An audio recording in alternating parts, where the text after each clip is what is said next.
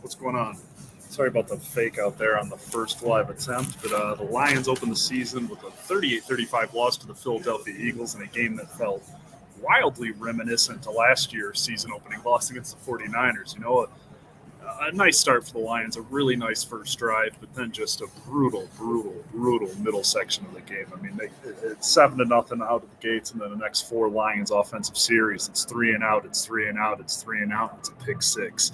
I mean, you can't have that. The defense is the weak point this year. I think we've seen that. I would like to point out that don't beat yourselves up too much. Yep, this Philadelphia team is legit. They've got some dudes all over the field, but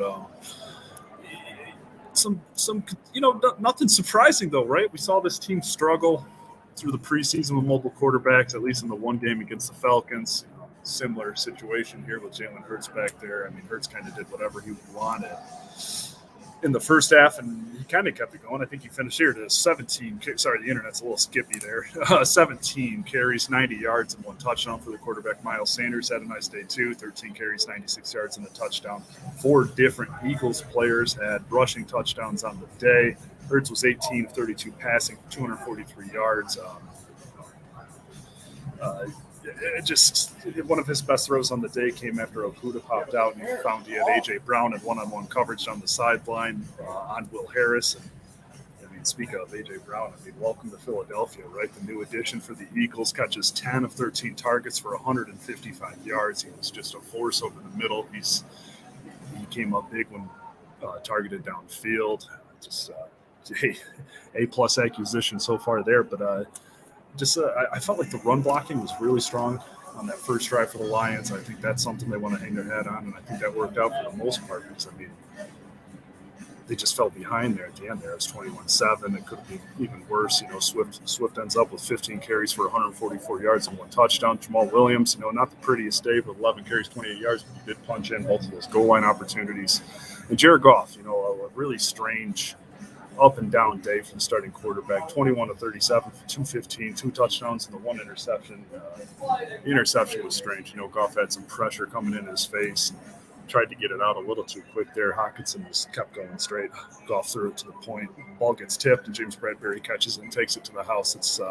That's tough. He had some late overthrows too, where he had guys going downfield and he just missed them. Not the sharpest day for Goff, but he did have some nice moments, and he really picked it up. There was that moment where he was talking some trash with Fletcher Cox after taking a late push, and that really seemed to fire him up there for a little bit, but kind of went back to some of those same old mistakes down the stretch. Misfires, overthrows, missing open receivers. Not the prettiest day, but hey, DeAndre Swift is the good from the offensive side of the ball. New career high, 144 rushing yards and that 1 touchdown. He had a long of 50. He also added 3 catches for 31 yards. He was fantastic. It's just. The Lions, like last year, they fell behind early here. I mean, what was it? They go up 7-0, and the Eagles pull off that 21-0 run. And I mean, the Lions get one back before the half, make it 24-14 before the half. And the Eagles come right out of the halftime and pound it down the Lions' throat. 10-play, 82-yard scoring drive.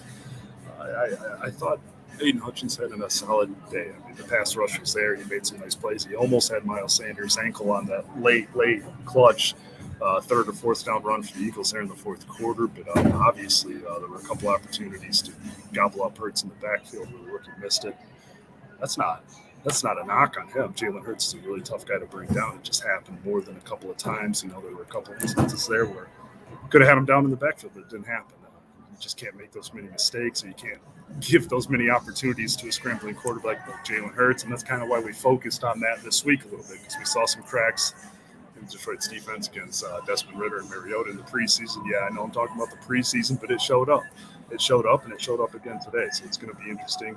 They don't really have a practice quarterback to get really mobile out now in the park again. So it's going to be interesting when those games pop up, how they respond, because, Hurts extended a lot of plays today, made a lot of nice passes out of the pocket.